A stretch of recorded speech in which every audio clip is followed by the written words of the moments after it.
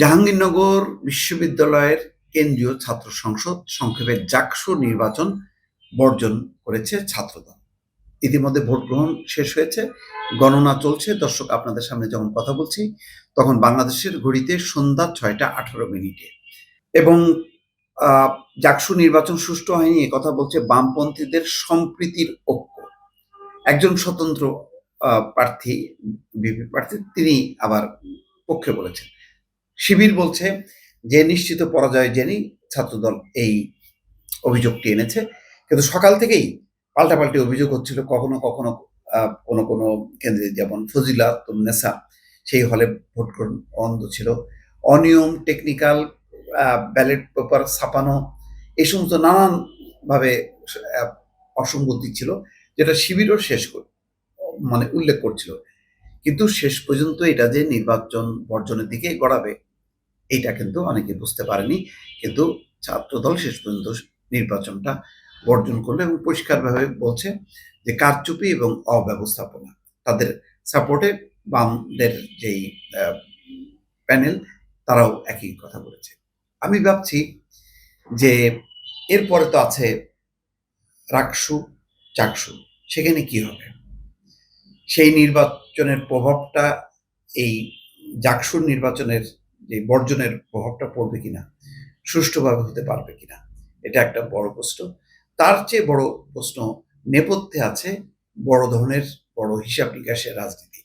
সেই রাজনীতির মধ্যে পড়ে গেল কিনা এই নির্বাচনটা, তাহলে কি দাঁড়াবে? যে এই একের পর এক পরাজয়ের ধকল বিএনপি বহন করতে পারবে না। এটা হইতে পারে একটা হিসাব। আবার আর একটা হিসাব হইতে পারে যে বিএনপি এতদিন থেকে যে অভিযোগ করছিল যে শিক্ষা প্রতিষ্ঠান, স্বাস্থ্য খাত, সব প্রশাসন, অনেক ক্ষেত্রে এই জায়গাগুলোতে জামাত ইসলাম দখল করে ফেলেছে তার সমর্থিত লোকজন দিয়ে। বিষয়টা যদি তাই হয়, তাহলে এই জাকসু নির্বাচন বর্জনের মধ্য দিয়ে কি জাতীয় নির্বাচন অনুষ্ঠান করাটা খুবই টাফ হয়ে যাবে? এখনো জাতীয় নির্বাচন অনুষ্ঠানের ব্যাপারে কিন্তু কয়েকটা পয়েন্টের সমাধান হয়নি। জুলাই সনদ কি হবে এখনো ঠিক নেই।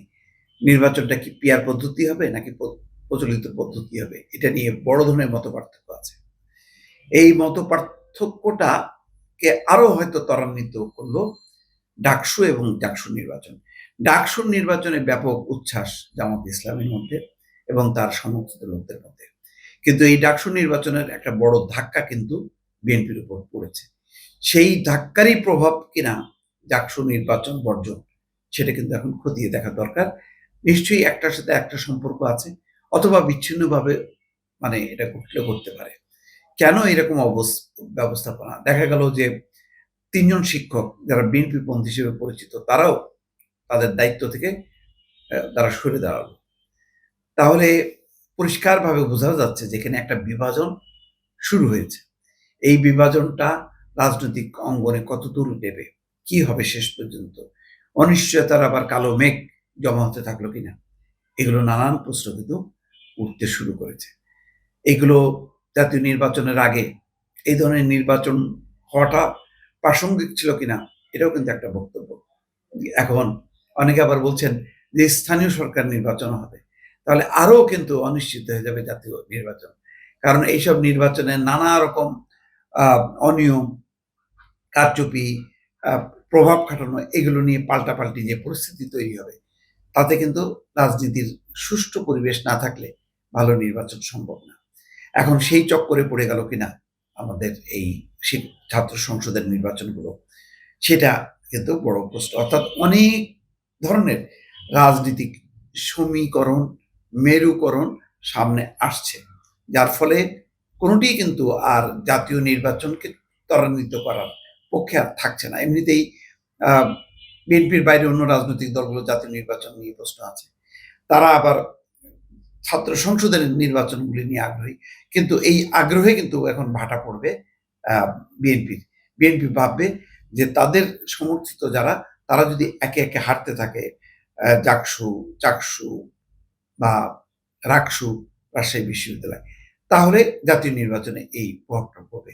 তো তারা কেন জাতীয় নির্বাচনের আগে এই ছোটখাটো এই ঝুঁকিগুলি নেবে, এটাও কিন্তু এখন বড় হয়ে আসছে। সব মিলিয়ে রাজনীতির অঙ্কটা কিন্তু এখন জটিল হয়ে গেল দর্শক। ভালো থাকবেন। আল্লাহ হাফেজ।